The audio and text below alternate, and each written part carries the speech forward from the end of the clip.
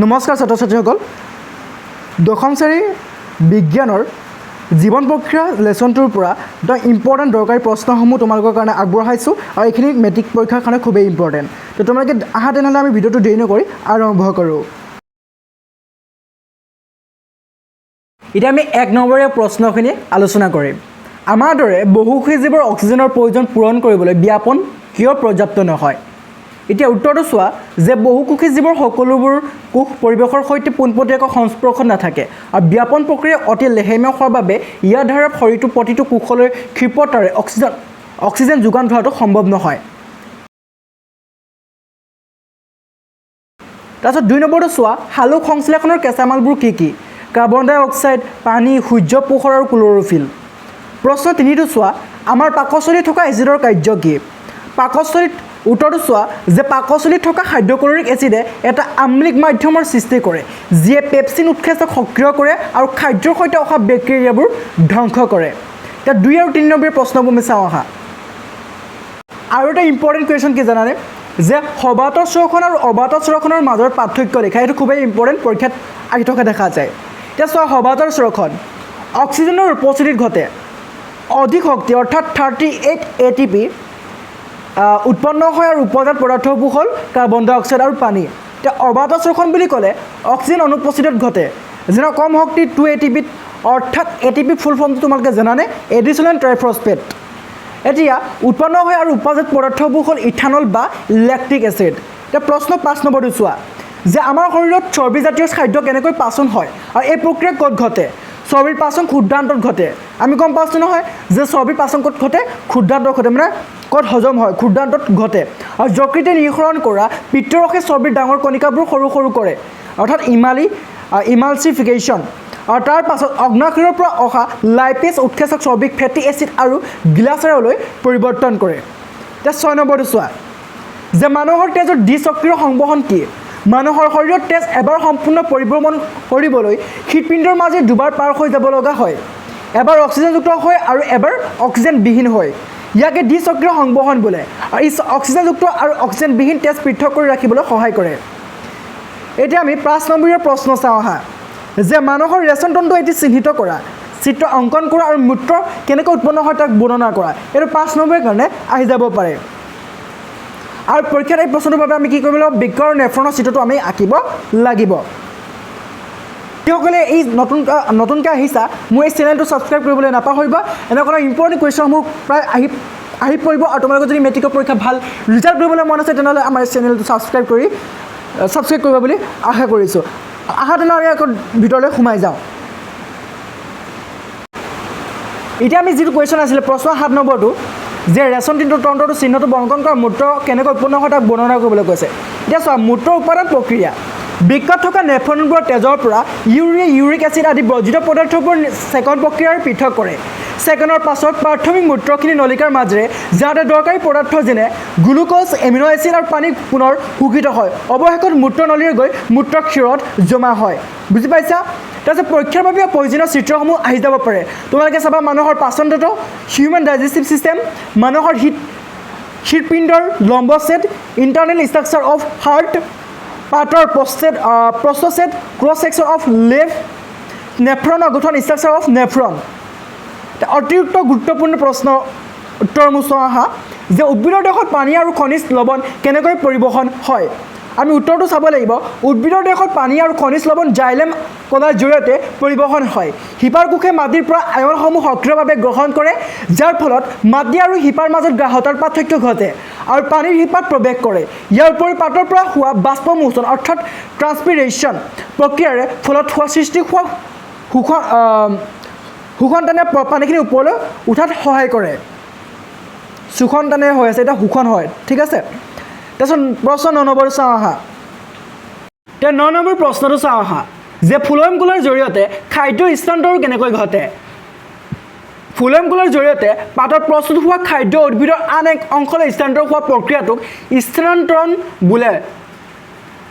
ই এটা সক্ৰিয় প্ৰক্ৰিয়া য'ত ATP পৰা শক্তি উৎপাদন ব্যৱহাৰ হয় ইয়াৰ ফলত ফ্লোয়েমত আৰ্চিডিছ চাপ বৃদ্ধি পায় আৰু খাদ্য উচ্চ চাপৰ পৰা নিম্ন চাপৰ থকা অংশলৈ গতি কৰে এতিয়া 10 নম্বৰটো চাওঁ আহা যে আমাৰ শৰীৰত হিমোগ্লোবিনৰ অভাৱ হ'লে কি হয় হিমোগ্লোবিনে তেজত থকা অক্সিজেন কমোৱাত সহায় কৰে ইয়াৰ অভাৱ হ'লে তেজত অক্সিজেন কমোৱাৰ ক্ষমতা কমি যাব ইয়াৰ ফলত শৰীৰৰ কোষবোৰ পৰ্যাপ্ত অক্সিজেন নাপাব যাৰ ফলত মানুহৰ দুৰ্বল অনুভৱ কৰিব ভাগৰুৱা হ'ব ৰক্তহীনতাৰ ৰোগ হ'ব পাৰে তাৰপিছত 11 নম্বৰটো কুৱেশ্যন চাওঁ আহা যে এলভিওলাৰ কাৰ্য কি যে এলভিওলাৰবোৰ হাঁফৰ ভিতৰত থকা সৰু সৰু বায়ুথলী ই গেছৰ বিনিময় অক্সিজেন আৰু কাৰ্বন ডাই অক্সাইডৰ বাবে এখন বহল পৃষ্ঠতল প্ৰদান কৰে ইয়াৰ ফলত পাতল বেৰৰ মাজেৰে তেজৰ পৰা কাৰ্বন ডাই অক্সাইড ওলাই যায় আৰু বায়ুৰ পৰা অক্সিজেন তেজত প্ৰৱেশ কৰে এটা স্বপুখী পুষ্টি আৰু পৰপুখী পুষ্টিৰ মাজৰ পাৰ্থক্য লিখা এটা স্বপুখী পুষ্টি যি প্ৰক্ৰিয়াই জীৱই নিজৰ আহাৰ নিজে প্ৰস্তুত কৰে সেইবোৰক কোৱা হয় স্বপুখী পুষ্টি আৰু পৰপুখী পুষ্টি বুলি কয় যি প্ৰক্ৰিয়াই জীৱই নিজৰ আহাৰৰ বাবে আন উদ্ভিদ বা প্ৰাণীৰ ওপৰত নিৰ্ভৰ কৰে সেইবোৰক আমি কি বুলি কওঁ পৰপুখী পুষ্টি বুলি কওঁ এটা 13 নম্বৰটো চোৱা আমাৰ দেশত শক্তিৰ ভাণ্ডাৰ কি জমা থাকে গ্লাইকোজেন হিচাপে আমাৰ দেশত শক্তিৰ ভাণ্ডাৰ হিচাপে জমা থাকে উদ্ভিদৰ ক্ষেত্ৰত হ'লে শ্বেতসাৰ বা ষ্টাৰ্চ আমি এইটো পাই আহিছোঁ হয়নে তাৰপিছত 14 নম্বৰটো চোৱা তেজৰ কোনটো উপাদানে কটা যোৱা অংশত তেজ গোট মৰাত সহায় কৰে অনুচক্ৰিয়া তাৰপিছত 15 নম্বৰটো চোৱা ক্ষুদ্ৰান্তৰ বিৰত থকা আঙুলিৰ সদৃশ প্ৰবদবোৰ কি বোলে ভিলি কটা যেটা আমি ভিলা বুলি কওঁ হয়নে এই পাচিত খাদ্য বা শোষণৰ বাবে পৃষ্ঠতল বৃদ্ধি কৰে এনিমাই কেনেকৈ খাদ্য গ্ৰহণ কৰে কুটপৰৰ ব্যৱহাৰ কৰি খাদ্য গ্ৰহণ কৰে এটা 18 নম্বৰটো চোৱা জলজ জীৱৰ শ্বাস প্ৰশ্বাসৰ হাৰ স্থলজ জীৱতকৈ কিয় বেছি যে পানীত দ্ৰৱীভূত হৈ থকা অক্সিজেনৰ পৰিমাণ বায়ুত থকা অক্সিজেনৰ পৰিমাণ বহুত কম সেয়ে কম অক্সিজেনৰ পৰা প্ৰয়োজনীয় চাহিদা পূৰণ কৰিবলৈ জলজ জীৱই অতি খৰকৈ উশাহ নিশাহ ল'ব লগা হয়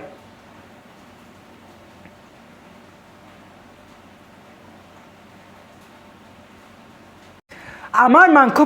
মাংসপেশীত কেতিয়াবা বিষ বা ক্ৰেম্প কিয় হয়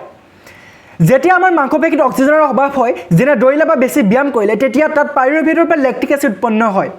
আৰু এই লেক্টিক এচিড জমা হোৱাৰ বাবে মাংসপেশীত বিষ হয় ইয়াৰ গুৰুত্বপূৰ্ণ এমচিকিউ চাওঁ আহা যে উদ্ভিদৰ দেশত জাইলেমৰ কাম কি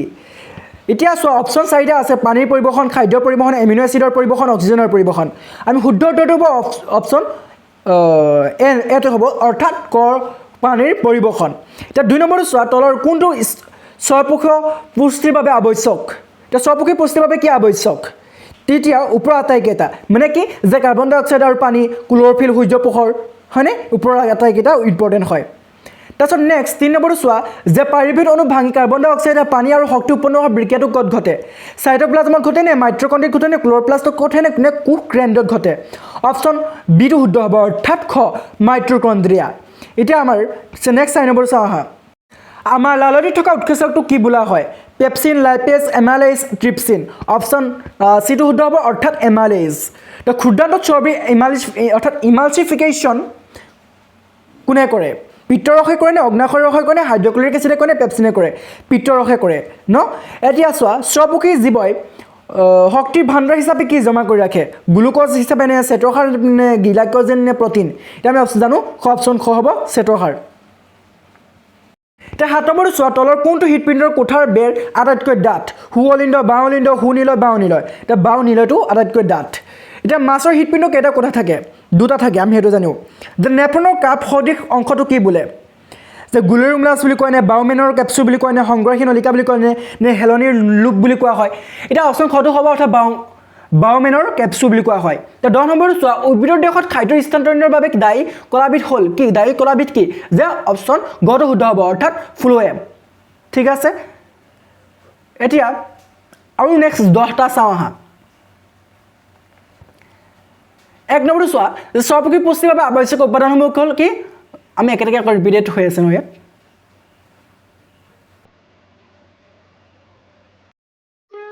আশা কৰোঁ আজি এই প্ৰশ্নোত্তৰখিনিৰ পৰা তুমি বহুত সহায় পাবা আৰু এইবোৰে তোমাৰ পৰীক্ষাৰ প্ৰস্তুতি আৰু অধিক সহজ কৰি তুলিব যদি ভিডিঅ'টো চাই তোমাৰ ভাল লাগিছে তেন্তে এটা লাইক কৰি দিবলৈ নাপাহৰিবা তোমাক পৰৱৰ্তী কোনটো অধ্যায়ৰ নোটছ বা গুৰুত্বপূৰ্ণ প্ৰশ্ন লাগে সেইটো মোক কমেণ্ট কৰি জনোৱা মই নিশ্চয় সহায় কৰিবলৈ চেষ্টা কৰিম আৰু এনেকুৱা ভিডিঅ'বোৰ সদায় চাই থাকিবলৈ চেনেলটো এতিয়া ছাবস্ক্ৰাইব কৰি লোৱা যাতে মই নতুন ভিডিঅ' দিলে তুমি